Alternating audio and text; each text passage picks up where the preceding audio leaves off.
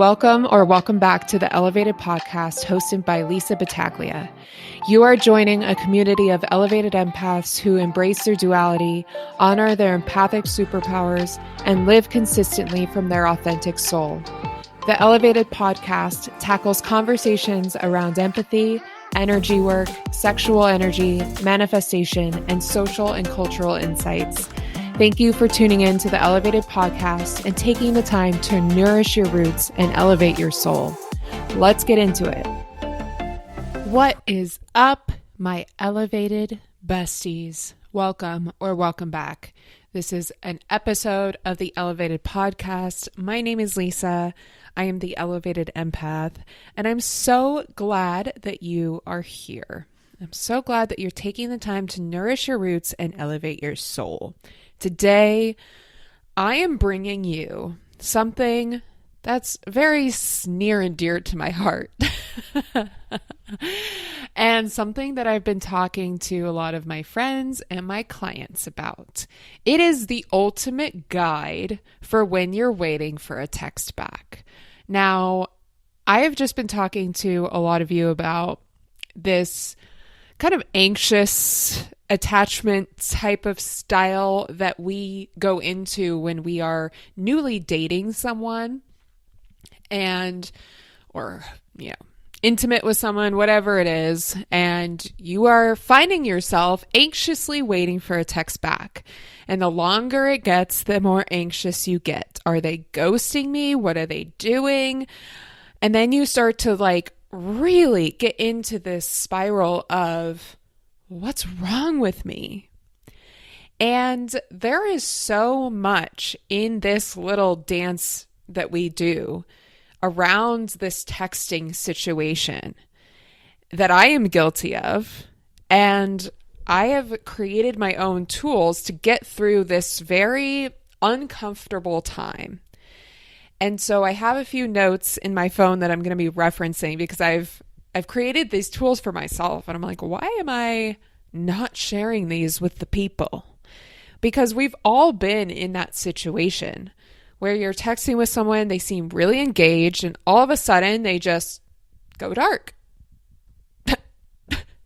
And then you're left wondering, where the hell did they go? What did I say wrong? What's wrong with me? Was it something I said? Was it something I did? You go into this spiral, right? And it has nothing to do with you, of course. And especially if this person does end up ghosting you, there's a lot of work that we can do for ourselves during this time to maintain our sanity. So, before we get into all of this, you know where to find anything. If you want to continue working with me, if you want coaching or readings, you know where to find all that. The links are in the description. But let's just get straight into it.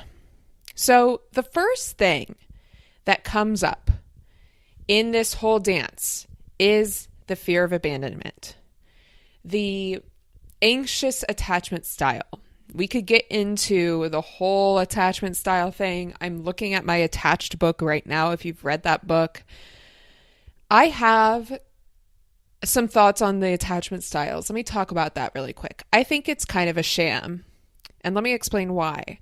There are attachment styles that we experience. I don't think that you are siloed to only one of them. I think that everybody can be anxious attached.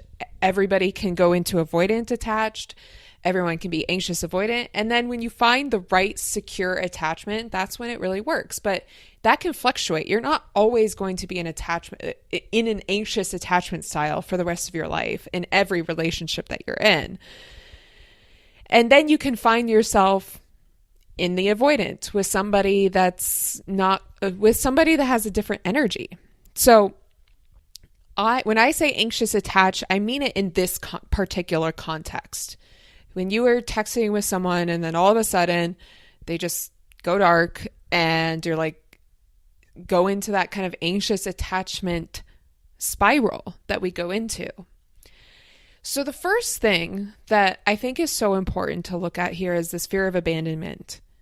And you're going to roll your eyes when I say this, but because we hate the very stereotypical answers to the spiritual work. But stay with me now. Let's talk about this inner child for a second. Oh my God, Lisa, here we go again with the inner child and the shadow work. But hear me out. This helped me so much when I was waiting for a little text back from this idiot that I had no business being anxious over. He was so dumb, but I had no business being anxious over this person, but I was. And all of those like insecurities came up again. So it had nothing to do with him. It had everything to do with me. So I had to sit with myself and be like, where is this from? And it stemmed in my inner child. It was really driven by 16-year-old me who was not feeling enough for someone. Like the first time I really didn't feel like enough in a dating or sexual context. So if you want to do this with me really quick, if you're in this situation now, I want you to just, if you can, if you're not driving or operating machinery, go ahead and close your eyes. And I want you to just be present with your body for a second. And notice if there's any anxious feeling in your body. And as you're doing this, I want you to bring forward the first time that you felt invalidated by someone either abandoning you or leaving you or ghosting you or whatever. Like, what is the first memory that comes to mind? It doesn't have to be the first one ever. It doesn't have to be, you don't have to be particular with it. Just whatever comes to mind first. And I want you to just imagine the version of yourself in that situation. And I want you to pay her a little visit. So for me, it's 16-year-old me. And I go into her room where she's upset over another idiot. And I just have a chat with her. I give her a hug. I show her love. I tell her, dude, you're going to be fine. And I ask her what she needs. What do you need from me? How can I help you? And why do you feel this way? And you explain to her simply, just because somebody abandoned you or ghosted you or is not texting back, it has nothing to do with you. It doesn't mean that you're not worthy. It does not mean that you're not lovable. And if you need more time to sit with this, just feel free to pause this and come back to the rest. But it's a really powerful, simple, you don't even have to call it a meditation.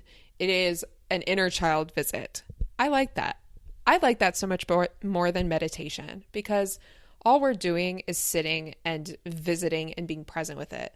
And if you need to, you can put hands on your chest or your stomach or just kind of hold yourself in this moment, because that is a lot of this abandonment stuff. We all have versions of it. And it all lives in our inner child. And I hate to say this, there are going to be people that just leave. They're just going to walk out of your life. It's going to happen. And it's not going to be comfortable. And you're going to think it's about you. And all of these things are coming up. And those thoughts are okay to have for like 1 minute. This is my favorite advice from my dear friend Niaz. I am calling her out because I love this advice. She's like, you're allowed to feel that for 1 minute. She told me that once. And I'm stealing that advice. You are absolutely allowed to feel it. You're allowed to feel it for longer than a minute. You're allowed to feel all of these feelings. And I don't want you to shoo those feelings away because they're very valid. And I want you to sit with them, be present with them, and see whatever love that you can give to yourself or a younger version of yourself. Now, the additional step here is to imagine your older self. You can call it your higher self, your more evolved self, whatever. I simply want to just say older self. She's going to look back on you now and say, dude, don't worry about it. You're going to be fine, right? She's going to tell you, God, universe, higher self, older self, your best friend, whoever you feel most resonant with, you can simply say, dude, you're going to be fine. This has nothing to do with you, your worth, your lovability. It has nothing to do with your worth and who you are. So those conversations that you have with your inner child and your older self are really important in this time when we're feeling that anxiety. Now, I have absolutely been in a situation where I have almost felt like debilitated by that anxiety. I know how crazy that might sound, and maybe you get it if you've been there, but like sometimes I feel so debilitated by this anxiety of like, if I just like don't move, I'll get a text back. Like, I don't know where this logic comes in. Maybe you get this, maybe you'll understand, but like, I'll just sit there and just wait. Maybe if I just stay here, I'll wait. And the biggest piece of advice I always give to myself, it might not even be about a text, it could be about anything, is to just keep moving your body. Even last week, I went through this sadness. I went through the sads last week, partially driven by my period, but partially seeing like a picture of my ex and his friends. And it just stirred up everything that I thought I got rid of 2 years ago. Oh my God, I was back in that place again and I was so frustrated. And so I kept like going into this, if I just don't move, I'm not going to feel it or something. Or like I just can't keep moving. And the thing that I had to keep promising myself was that I was going to keep moving. I was going to keep doing my exercises. I was going to stand up and get food. I was going to continue moving about my life, because the longer I stay still, the more that I'm just not going to, I was overindulging in a sense. And what I needed was to keep moving. There were times where I allowed myself to feel everything, but first thing in the morning, I needed to keep myself moving. So there's a balance there, of course. But if you know that you're just kind of like simmering in it, keep yourself moving. Okay, let's get into my notes. We talked about the inner child meditation on abandonment. The next thing that I want you to do, this is the bulk of what I want you to do, is I want you to fill your life with all the things that bring you joy. And you're like, I don't know what brings me joy right now, Lisa. I don't know what brings me joy.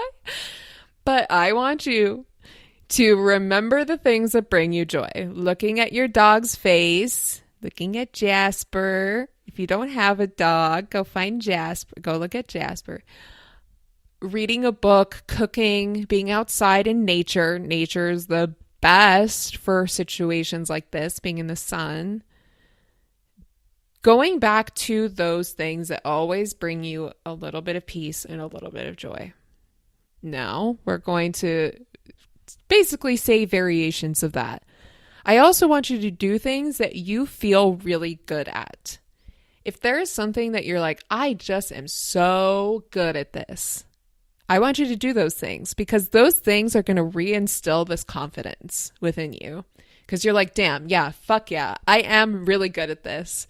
So for me, sometimes it's just like listening to a legal podcast. And I'm like, yeah, fuck yeah, I'm so knowledgeable about the law. I fucking love this. This is great. I'm so smart. Why wouldn't anyone want to date me?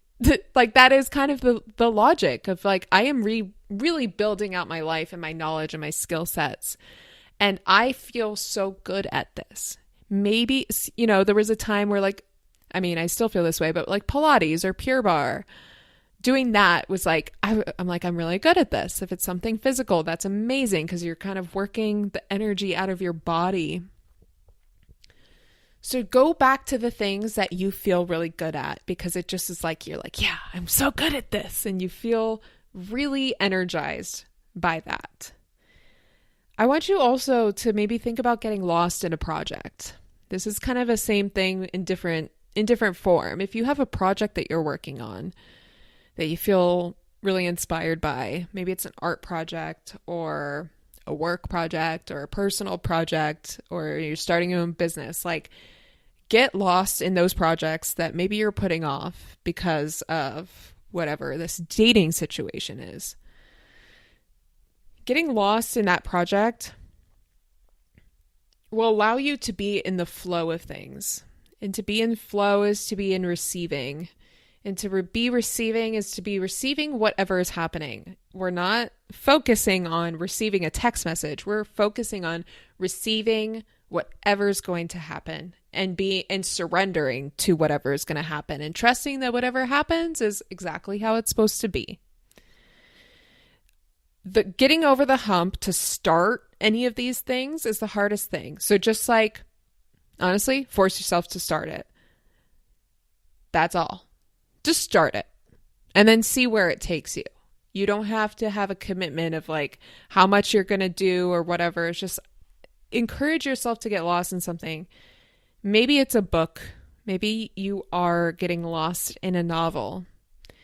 Maybe you're getting lost in your book. That's my favorite thing to do because it's like it really takes me into another world and it helps so much.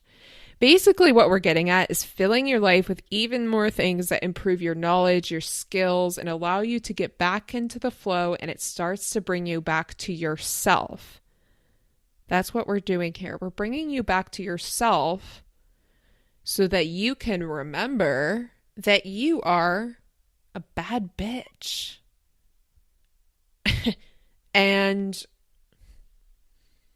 I wish you could see my face right now. You're a bad bitch that doesn't really care actually about somebody who isn't being attentive to you. You're actually like, wait a second. That anxious attachment feeling isn't me at all. It doesn't represent who I authentically am. It's simply this inner child or shadow that feels invalidated by something that they did. But it's not my authentic version of self. So we're doing all of these things to bring you back to that authentic version of self. So maybe you've seen this TikTok because it was really going around. The wounded feminine is, they didn't text me back. Like, I can't believe that. Oh my God, I am so this, and this. I feel so ashamed. I feel so worthless. I don't feel lovable. And the divine, dark, feminine energy is like, that behavior is not attractive. We don't feel safe with somebody who makes us guess or try to fill in the blanks or wonder if I'm good enough. The way they're making me feel now is what I should pay attention to, and not how I think they could make me feel if they really stepped up their game. I have to look at exactly how they're treating me right now. And I have to go by actions and not words. None of this bullshit about I'm busy, my phone died, I'm teaching my dog French. None of this. These are all excuses that your divine masculine or whatever you're trying to attract, your divine feminine, would not do. Simply, they would not do this. They would not pull this bullshit. Now, we're always being reasonable here, right? Like if a few days have passed since you've heard from them and that's really out of like the flow of things and that feels not the usual thing. Yeah, maybe. But if it's been a couple hours, like, okay, we're going to wait, right? So let me just reiterate something here. Our divine, dark, feminine energy, when we're in our bad bitch, when we are in that elevated state, we say, this behavior is not attractive. We don't want somebody like this. If we don't feel safe with someone, we can't continue intimacy with this person. We don't want someone who's going to make us guess what they're feeling. We don't want somebody that's going to make us fill in the blanks. We don't want somebody that makes us feel invalidated in any way.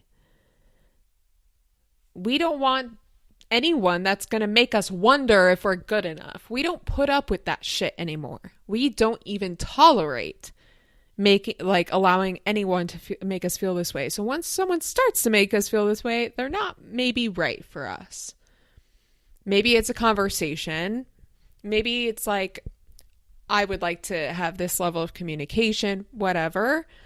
But if you know what I'm talking about, if this person, you know when this person isn't right for you based on the way that they're treating you,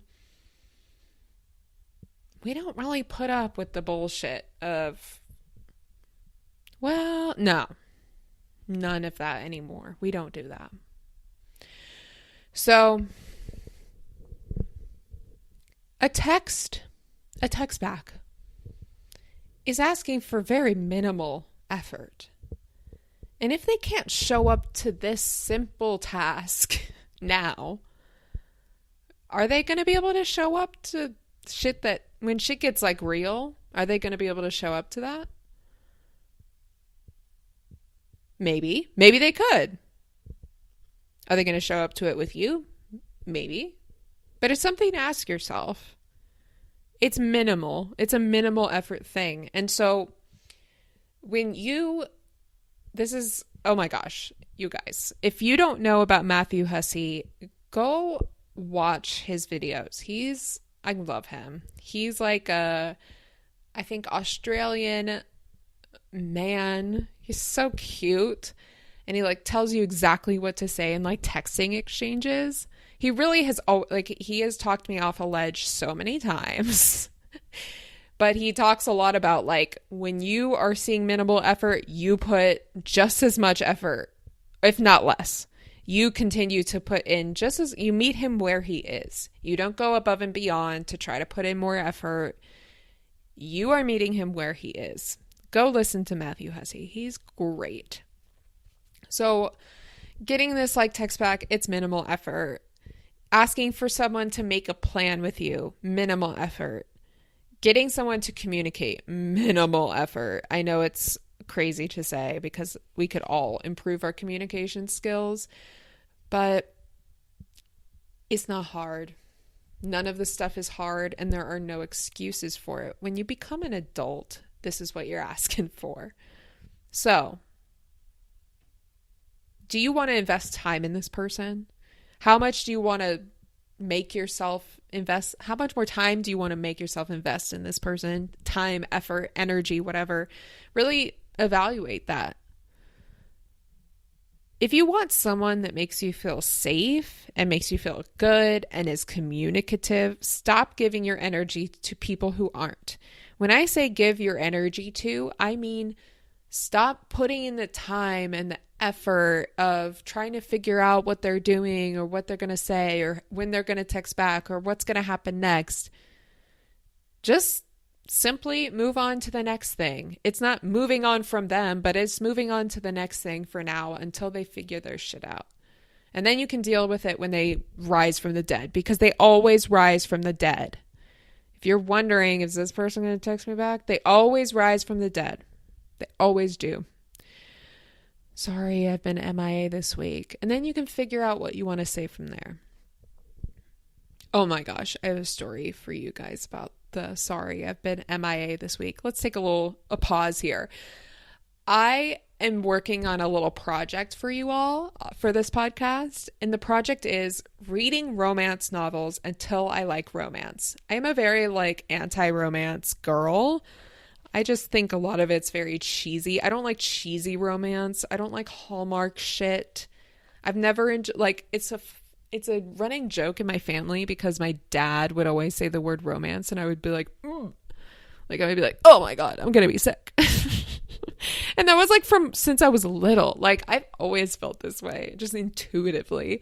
So I decided, inspired by my dear friend Maddie Mayo, who always posts about reading romance novels, I was like, I want to understand why people love romance novels so much. So I'm reading some of the popular romance novels right now to understand why people, enjoy this. I'm getting myself to like romance. And I had to stop reading one of the books because that's so popular. Wait wait till the episode to find out which one. It's one of these that's like so popular. I couldn't finish it because of how like disconnected it was and how this guy just like disappears and then he comes back and he's like, sorry, I've been MIA. And she's like, it's okay. And then it's like, they never talk about it and they move on. And I'm like, I want romance that I can learn from, not be triggered by. How many times have I heard that? Sorry, I've been MIA this week, right? So that's coming soon. I just want to read a few more so that I have a full review for you all. But yeah, it's been an interesting journey, let me tell you that. So that's coming soon too. But let's go back. Stop giving your energy to people who aren't putting in a little effort, investing a little time, a little energy, a little something. Because if they're not doing it, you don't have to do it either. So really evaluate, what could I invest my time and my energy into that would really fulfill my life even more? Maybe it's getting lost in a book, lost in a story, getting lost in your project, getting lost in nature. So getting into that feminine of surrendering, receiving, and being in the flow. Masturbating is a really great one. I didn't even put that on my list. I don't know why I always forget about that one, but like if you feel up to it and you feel like I feel like I can reignite the sexiness, that really reclaims your sexual energy. And we've talked a lot about reclaiming your sexual energy, but if it feels tied to sex too, if it's like, oh my God, we had sex and he didn't text back, or he never texted me, or he never heard from him, then we can definitely go back to like Healing Your Sexual Energy podcast as well to really get into that. And we can talk more about that in another episode. But really coming back to reclaiming your sexual energy if it is tied to sexual energy, because those things can be very intertwined. So masturbating, self-intimacy, connecting back to the self, remembering why you're a sexual being, why you're sexually desirable outside of that person.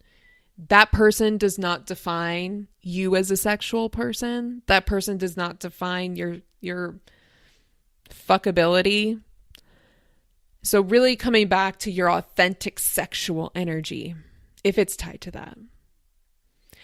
Here's another one that I think is really important. Put the damn phone down. Put the damn phone down. No social media. Put the phone away. Put it down. Go do something else. Because if you're on social media, if you're scrolling on TikTok, first of all, it's like a numbing thing that's not going to help. And you're probably going to run into one of these damn tarot readers that's going to be like, he'll text you soon. Oh my gosh, he's thinking this. If he hasn't responded to you, he's thinking this. We don't need that right now. We don't need these tarot readers or these energy readers like telling us what's going to happen when it might not, when it probably actually won't happen at all. So we don't need to put ourselves at risk, or seeing something on social media. If you follow each other on social media and you see that they're off living their life and they're definitely on their phone, we just don't need to add fuel to the fire. Social media and being on your phone adds fuel to the fire.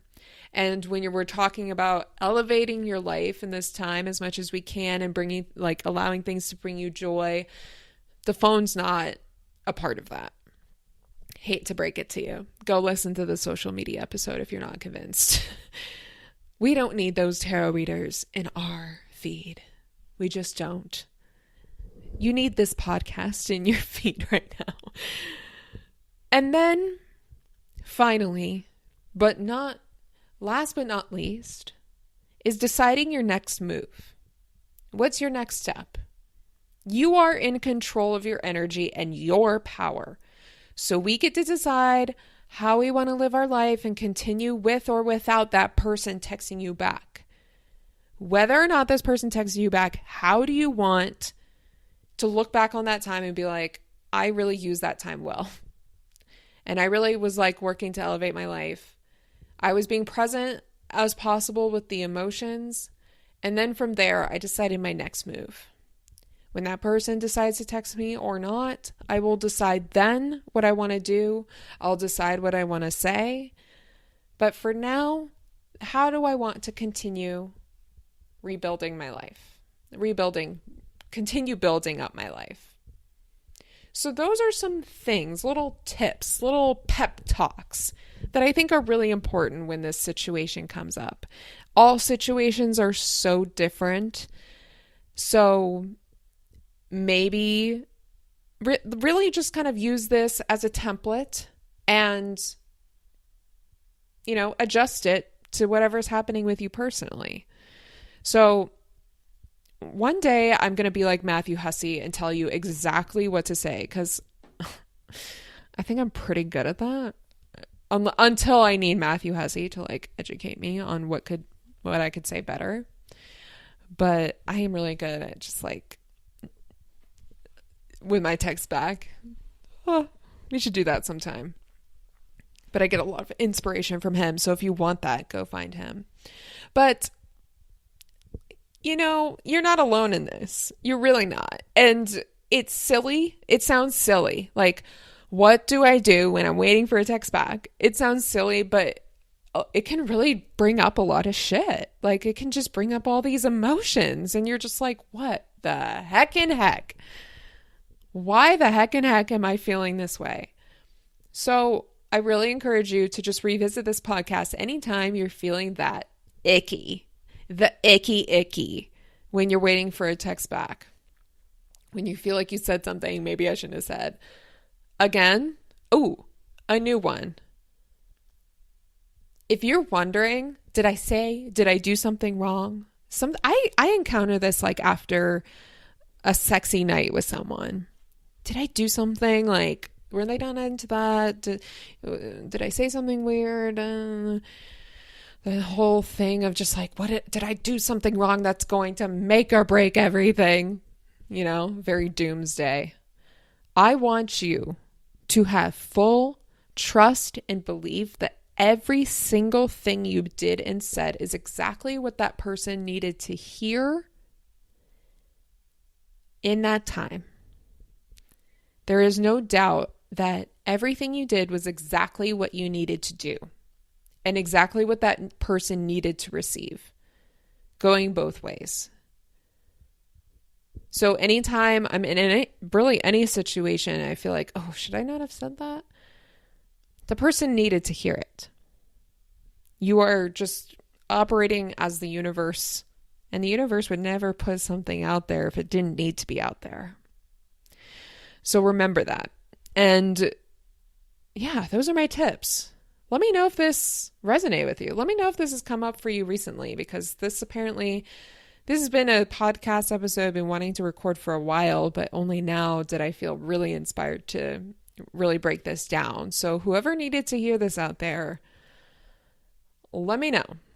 Let me know what you think about this. If there's anything that you would add to this process or take away or change, let me know. I'm curious what you do when you're encountering this anxious waiting period.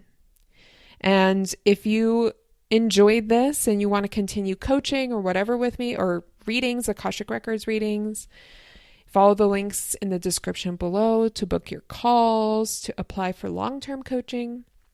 And if you enjoyed this podcast, make sure you give it a 5 stars and write a review and share it with your favorite empath or your favorite empath who is encountering this issue right now.